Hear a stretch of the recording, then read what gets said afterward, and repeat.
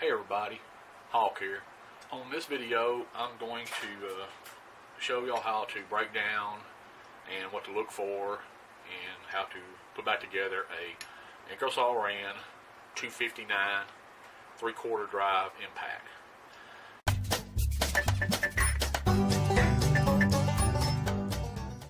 This tool is basically a junked one that a customer just recently junked because it had too much wrong with it. He didn't want to repair it. But I can just show you, this will just give you a demonstration on what to look for and how to take it apart and put it back together. And I'm going to show you with just basically fairly simple tools. All you'll need really to do this with, other than the parts. The parts I will either describe or list in the description. Let me show you what the tools you'll most likely probably need that you probably just have if you do any kind of mechanicking.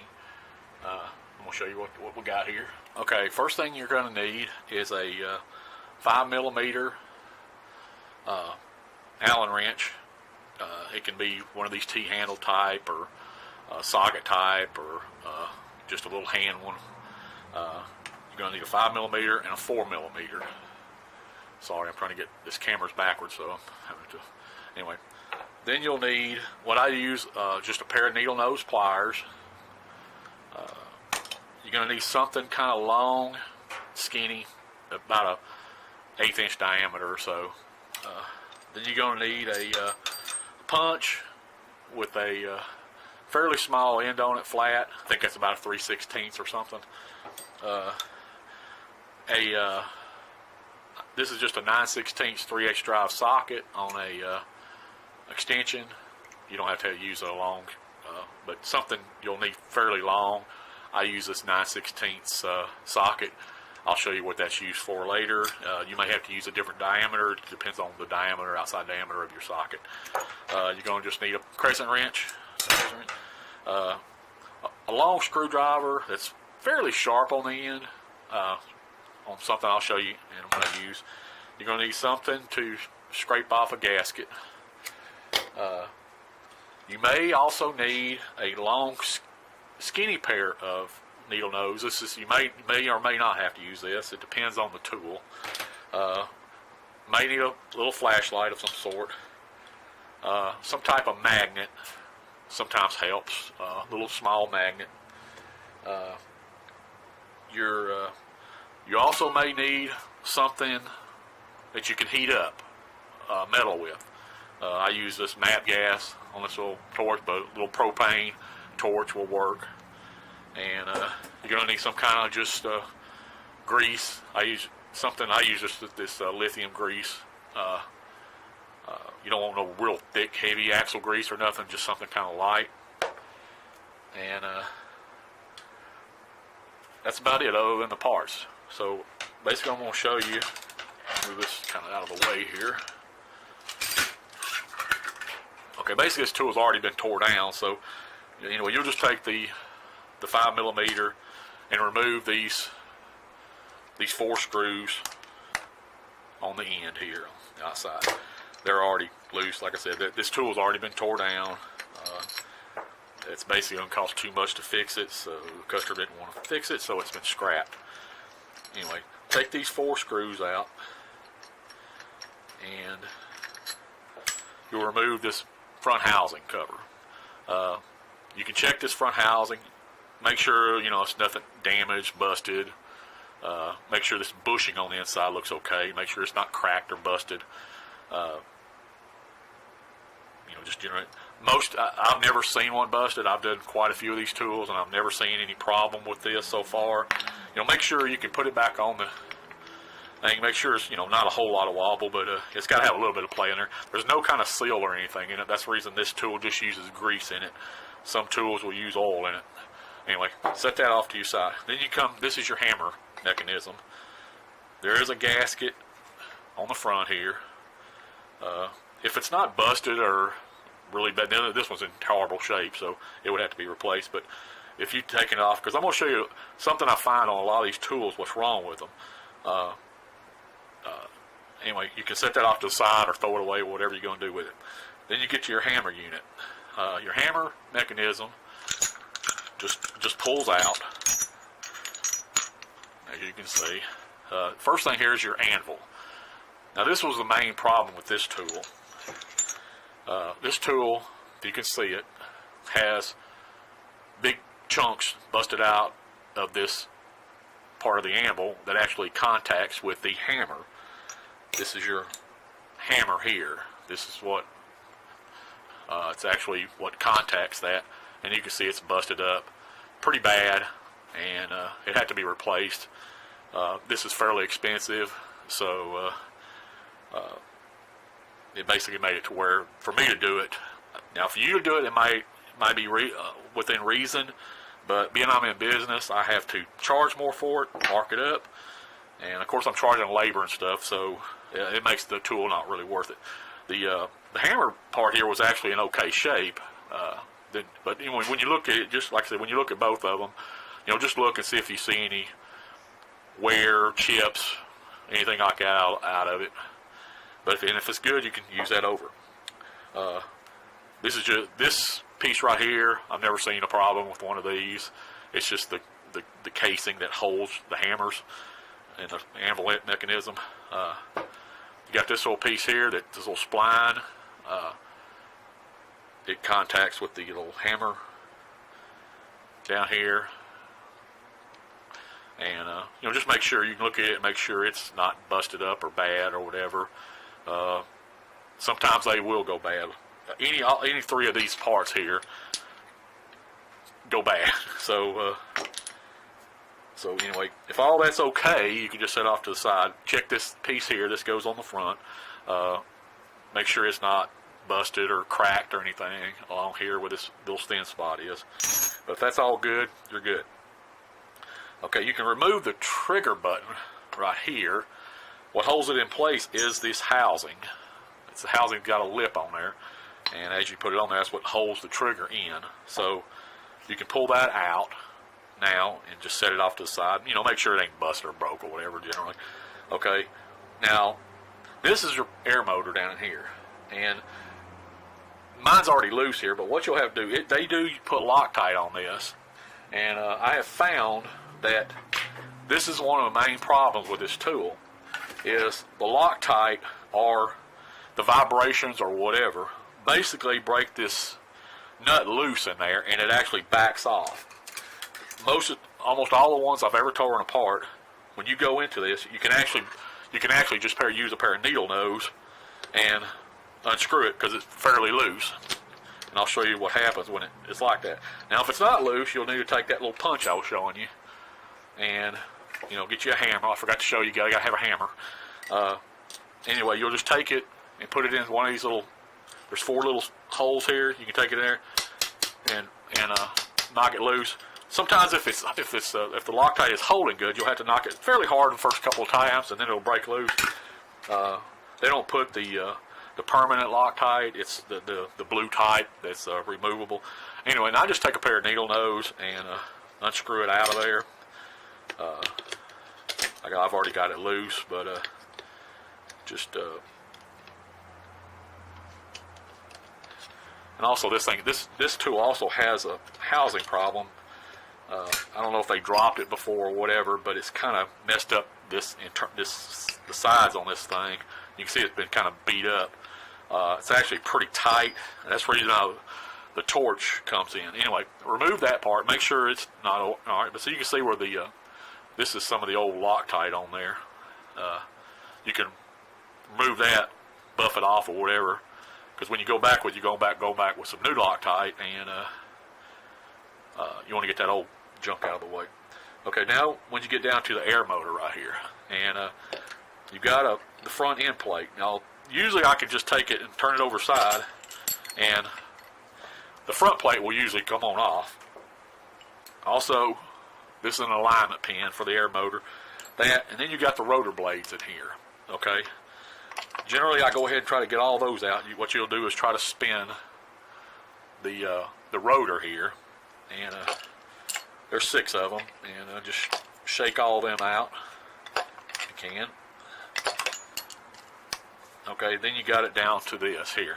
Now, Generally, on this tool, most of the time, this whole mechanism will just come out. You can generally hit it like that, and most of the time it will come on out. Like I said, this one's been damaged on the sides here a little bit, so it's actually made it very tight, so it doesn't want to come out by itself. You can't pull it out or anything. That's where I use your little torch, and we're going to try to see if it'll come out once I heat it up. Just basically heat it on the sides. Most of the time you don't have to get it very hot, but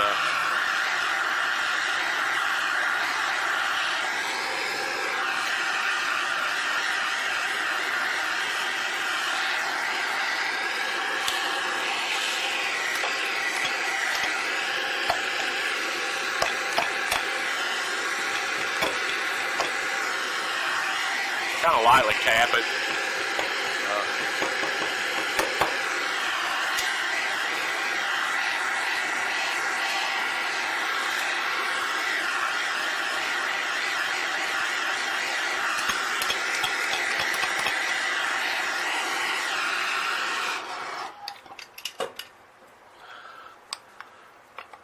Let's see if we can get that out. I'm going to try to whack it on something that's fairly soft, but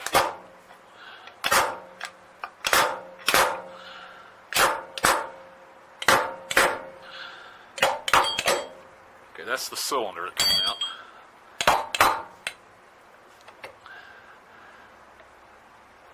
It's got an end plate on the end, and it's basically hanging down in there, making this come apart. Like I said, on most tools, you're not going to have this problem. Generally, it comes out fairly easy, but this one has been kind of damaged, and that's the only one I had to really demonstrate how to do this.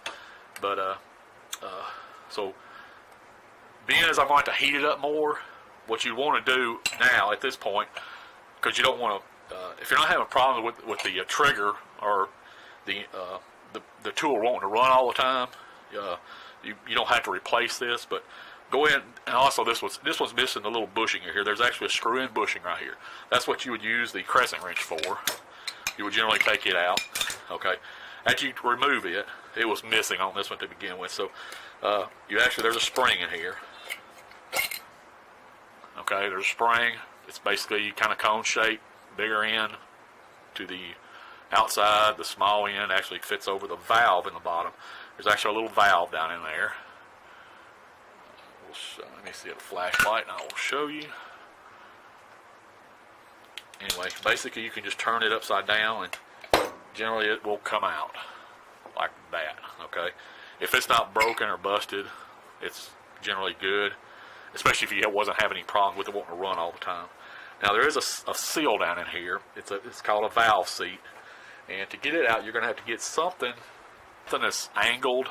I didn't have this. This is like another tool that you may need or you may not, but you generally take this to remove it.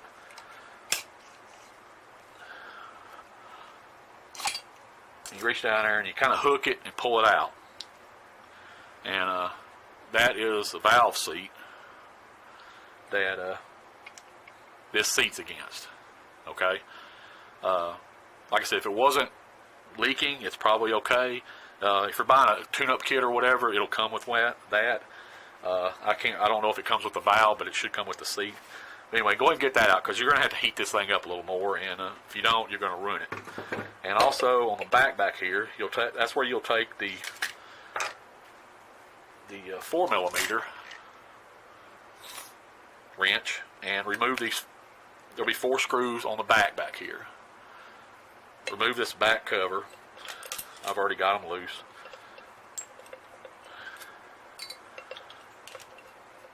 And this little cover. This one was actually busted too. That was another problem with this tool. It has a chunk out of it, but check that and make sure it's not bad. And there will be a gasket on here, and this gasket is mean to get off because it's actually adhesive on one side when you buy it. But this is your forward and reverse valve right here. When you take that piece out, when you take that cover there off, be careful because it's got a small little pin. As you can see, it's called a detent pin. Set it off to the side so you can find it, and remove the valve. Okay, I have seen these go bad. They will break. Now, sometimes if you can't get it to go forward and reverse, it's because this is broke. It's got 2 O-rings on here you can replace. There's also a little tiny spring in here. Be real careful, you'll lose it. But if you want to take it out, just take you something kind of sharp and reach in there and pull out that little tiny spring. As you can see, it's very small too. I'm going to put it back in there so I don't lose it, hopefully. Okay, set that off to your side. Okay, now like I said, there's going to be a gasket back here. You don't have to worry about scraping it off right now. It don't matter if it ruins. There's also a plastic bushing in here, and it will take a lot of heat, so you don't want to get this thing super hot, but to get that piece out of there, I'm going to have to heat it up probably more to get that piece out. So, okay, on this, I'm probably going to need another pair of pliers, and you want to kind of get that thing braced to where you can tug on it pretty good. I'm going to see if it'll come out. See, it's pretty jammed in there, so I'm going to try heating it up some more.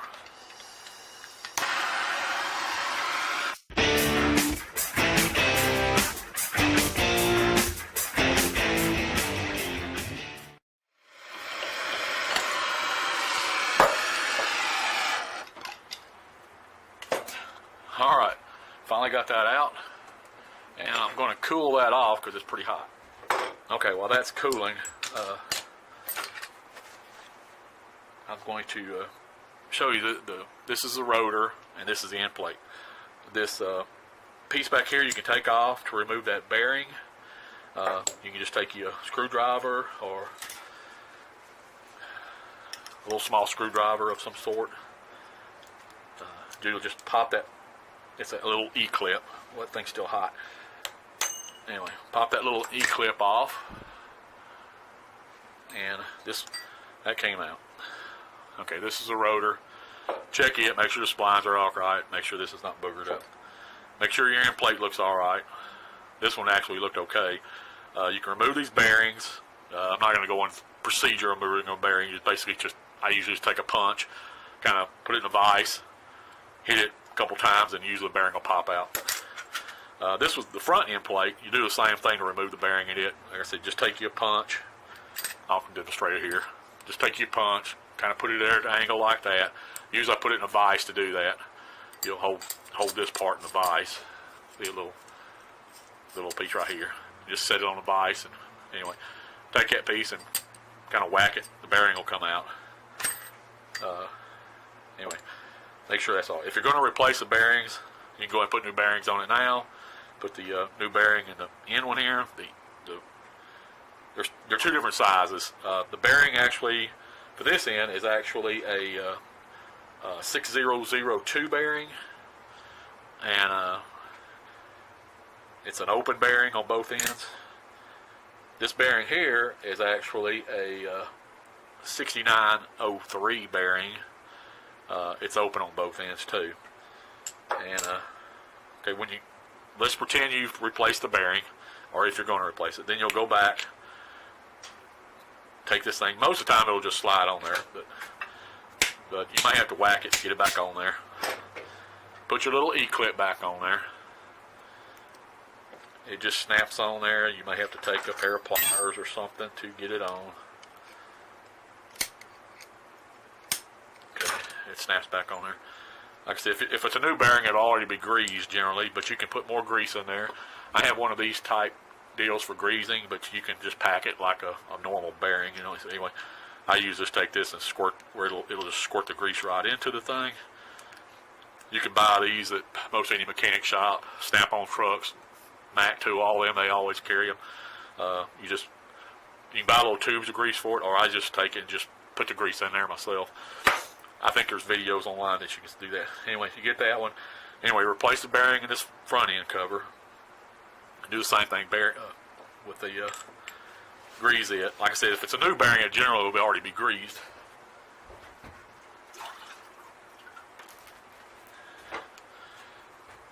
Okay. we've got the housing back, and this is the other thing I wanted to show you. Down inside here, this is generally on most of these tools is one of the main problems. There is a gasket in the very bottom down here. This is part of it.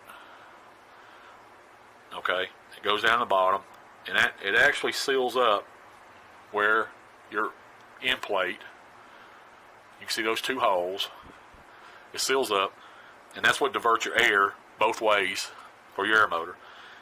What happens is this thing backs off, allowing that gasket to blow. Generally, it's one side or the other. So generally, you'll have maybe power one way, and it won't have no power the other way.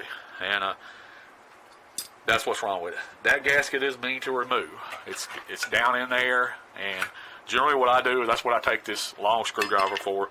And you got to work with it. I'm not going to show it on here, but basically you just kind of scrape it around in there. Try not to hurt the metal, but be gentle with it, and you'll scrape out the gasket. If you might have another tool or something else that make better, but I was just trying to show you. Okay. Now I'm basically going to show you a demonstration how to put it back together. I'm not going to sit here and heat this thing back up again to put this back together. It's a pain in the rear. But basically what you'll do is your new gasket, it'll come in a kit, or you can order these separate. This is what a new gasket looks like. Okay? And what you're going to do, you see that it's got a little small hole. The little small hole is for the alignment pin, which is this little long pin that came out of it. And so you're going to take this gasket and you're going to drop it down in there, and I usually just use something dull basically, and anyway you're going to align that to where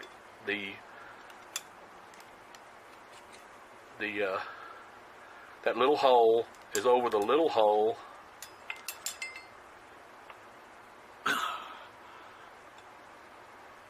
Okay, you'll align that where this little hole is over the small hole down in the bottom. These two holes will be over the bigger slots, okay? Make sure you got that pushed down all the way, and that's ready for your rotor to go back in here, your little rotor end plate assembly.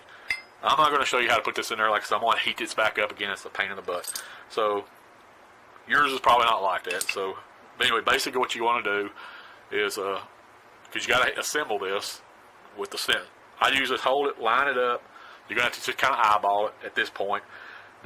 Some people will try to put this pin in there first, and it's too far down in there. It's very hard to get it to line up. So generally I try to line this up with the hole, drop it down in there, and as you push it down in there, like I said, this one is bad. So as you push it down in there, line it up with that little hole down in there, and it'll push down all the way. Make sure you get it all the way to the bottom, and make sure it's straight and everything. You'll know you'll see that the hole is right there on top of it, and then when you get to that point, I'm just going to pretend like that's in there. But after that's in there, then you take your cylinder. You can at this time put the alignment pin down in there. So you can drop it down in there. It may help you a little bit on this. It'll drop down in there, and it'll be down in there about like that, okay? Because it'll be into the hole a little bit. It'll be sticking up so partially. Take this. It doesn't matter which way it goes. It's the same on both sides. Take it, put it down in there, line it up with the pin. If you can see what I'm doing here.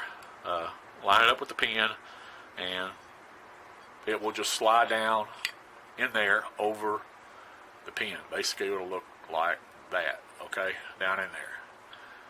That'll be down inside the housing, okay. After you get that down in there like that, then you go back with your new blades. These are old ones. I'm not going to put new ones in it because it's junk. But you take your new blades, and if you notice, they come, one end is a little different than the other. I've taken these things apart brand new, and sometimes I've found them in there with that facing down, Sometimes I found it where they're facing up. I've changed them and put them in there different ways, and it makes no difference to me which way I don't. So I see no reason it's even like that. All of your older blades have never had that little deal in there. I don't know if it's just something Ingersoll Rand does. I don't know if it's supposed to help power. I don't know, but I've never noticed any difference because I have actually went back with generic blades, and they work just the same, maybe even better. But anyway, you'll drop them all in there. I generally drop them down in there all the same way. Usually when I put them back, I face them up. But as you drop them down in there, just you'll need to spin. Like I said, this will be down inside there. Spin this a little at a time to get them all in there. After you get them all down in there, this is when I'll usually drop a few drops of oil, kind of lubricate it up in there. Then you'll take your end plate here, which has got a bearing in there, or you've changed your bearing, and you just slide it in there until it lines up over the alignment pin. So it'll go down there like that. You'll see it's like that, and down inside there. Okay. After you get that down, it'll be all down flush, down inside there.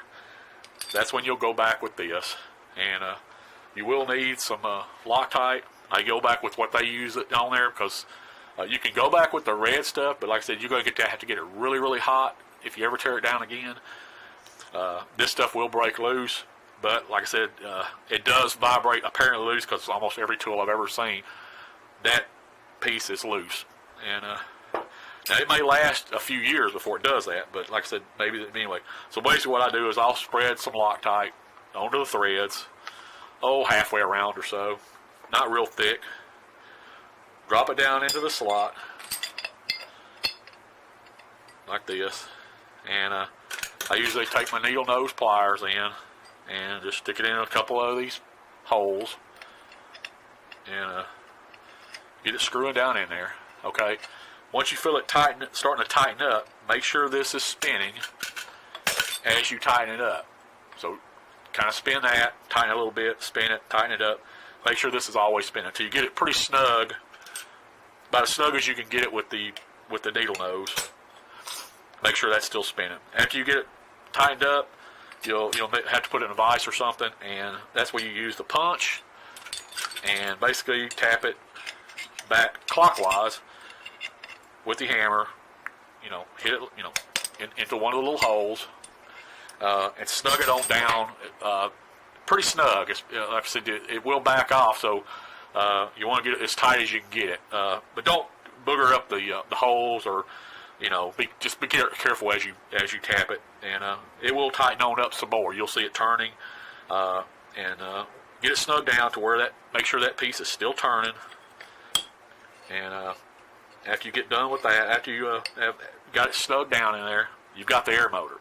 Now what you can do then is go ahead, if you have removed these other pieces, the throttle valve and stuff, I'm going to show you the deal with the seat. If you're going back with this, or a new one, what you're going to have to do, it goes down in the little hole right there. Usually what I'll do, I'll take something long and skinny. You can just use your Allen wrench, if it's a long one. Put it through the hole, like that.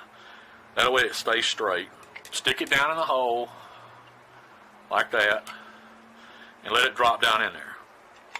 Okay? It'll drop down in there almost all the way. Okay? Let me get a flashlight and I'll show you what it looks like. Okay. It's down in there. Now, this is what you want to do with the socket and extension. You just take that, place it down all the way over the little valve seat, and generally just push it. You may have to hit it a little bit, but generally just push down in there. Make sure get your flashlight, make sure it's down there all the way. Just push it as far as it'll go. I mean, don't beat it with a hammer or nothing because it is a seal, but it's made out of some really tough, like neoprene stuff. After you've got that all the way down in there, then you can take your little valve and drop it back down in there. And this is what your little magnet is for. or the little small needle nose pliers. I'm just going to try taking these are real skinny needle nose pliers, and you can grab that little piece down in there and kind of, you have to make sure it's not crooked down there like what is. After it drops down in there straight, make sure it's down in there straight. I don't know if you can see that or not, but make sure it's down in there nice and flat against the little seat. Then you go back with your spring. Like I said, the small end goes in first. The bigger end would be to the outside. You just drop it in there. It's pretty much self-aligning, but make sure it does fit over the little bump sticking up on the little throttle valve seat. Anyway, and then take your finger and push that spring down there as far as you can, where it basically will get past the threads to some degree.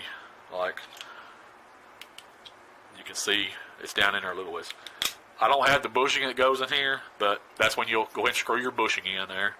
And if you want to, at this point, double check it. You can make sure your air motor, you can make sure that it's working there, the valve. You can just hook your air up to it and make sure it's not running.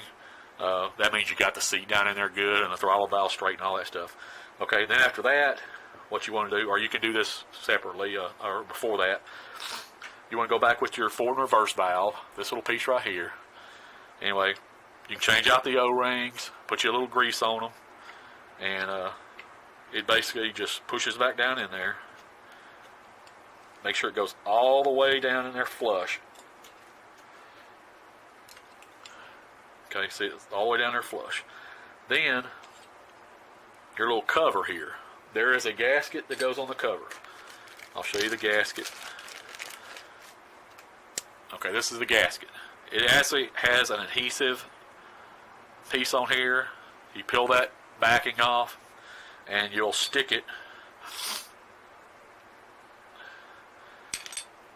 Well, I think they usually stick it on here. It just goes on there like that, and make sure it's lined up, and it'll stick. Of course, you've removed your old gasket. Make sure that will stick on there. Then you'll take this piece here. Make sure you put your little detent pin back into there. You can see that. Make sure it's in the little hole. Then when you go back with this, you'll kind of start over here a little bit and go towards the pin and kind of compress that pin as you push down on the cover against the gasket. And then you go back with your 4 screws.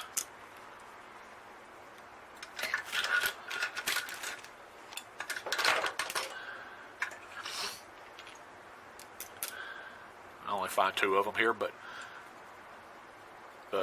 you can go ahead and tighten that down. Make sure as you tighten it down, this is free, moves back and forth. But go ahead and tighten that down.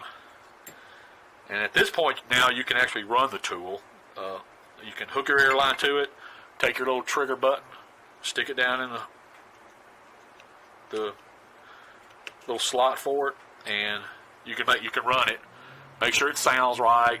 It should have kind of you know what the tool sounded like before it went bad.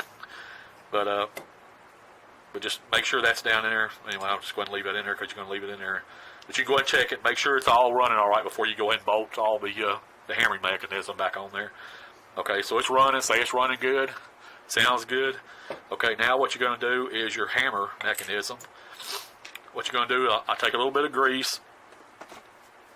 I'm not going to smear grease on it, but anyway, take some of your grease, smear it around on this piece here, drop it down into the little housing, and make sure it lines up with the groove here that this is going to fit in. Make sure it's facing like that, if you could see that. Okay, slide it down in there where it'll fit into the little notched out area right there. Make sure it moves back and forth. Then you'll take your anvil and you take some grease, lubricate it all up real good. Even up here, lubricate it up. You can put a little bit of grease down there. Don't just put gobs of grease, because otherwise it won't want to move back and forth easily. But get that lined up, and it'll fit down in there. Make sure it's in there properly. You can make sure it's spinning, engaging the little hammer dog. Okay, after you get that, then your other little cover, doesn't really matter, but you usually can look on there and tell which way it was wearing. One side will have, you can see that. You can see where it was basically running. This side doesn't have that on there. Just line that up. It fits back on there, just like that. Then it will fit down into the housing, up over the spline.